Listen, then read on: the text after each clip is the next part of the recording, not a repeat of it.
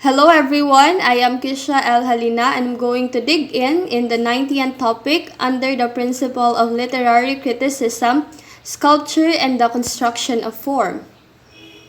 Sculpture differ in several respects from the initial signs of painting.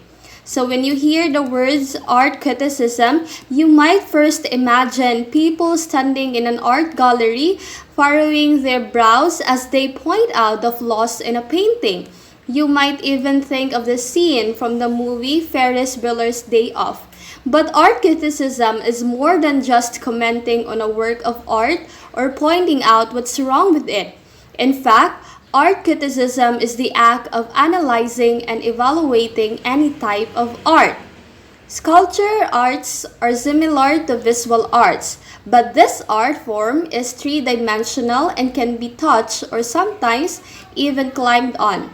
Some examples are a statue, a carving, a rock garden, a water fountain, or a building. Sculpture plays as a decorative detail in architecture so that it can only be viewed from one angle has necessarily to be interpreted in much the same manner.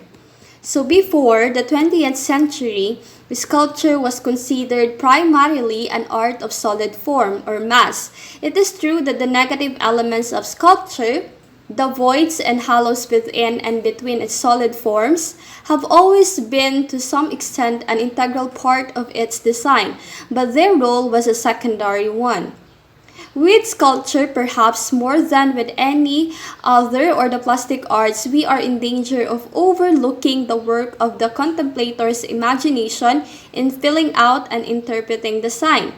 So the historical accident that speculation upon beauty largely developed in connection with sculpture is responsible in great degree for the fixity of the opinion that beauty is something inherent in physical objects, not a character of some of our responses to objects.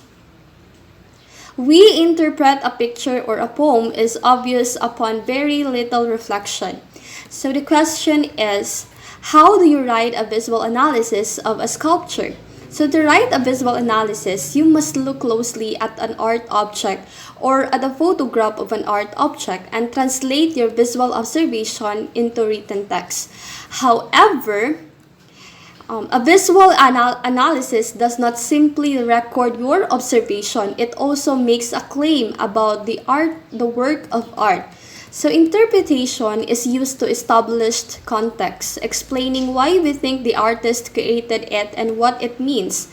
When interpreting a work of art, we want to interpret the overall meaning of the work by pointing to evidence inside the work, historical context clues such as what was going on in history when it was created, and what art theories or movements relate to it.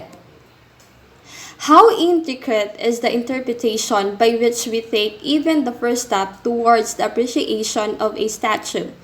Our full response of attitude and emotion is entirely dependent upon how we perform the initial operations. It might be thought, therefore, that the hope that a statue will be a vehicle of the same experience for many different individuals is vain. So comparison has always been a tool in close reading. For example, we can see that the religious poetry of various poets may differ from that of another, even when they share the same theology. So even without the output of a single writer, experiences of human love can vary tremendously with different tones, images, and structures.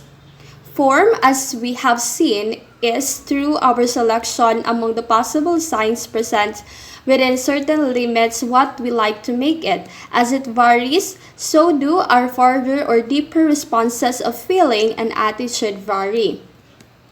But just as there are congruences and compatibilities among the responses we make, in the case of color, which tend, given certain colors, to make us pick out of a range of possible colors, one which will give us a congruent response. So it is with form. So, what is the purpose of sculpture? A sculpture may draw upon what already exists in endless variety of natural and man-made form, or it may be an art of pure invention. It has been used to express a vast range of human emotions and feelings, from the most tender and delicate to the most violent and ecstatic.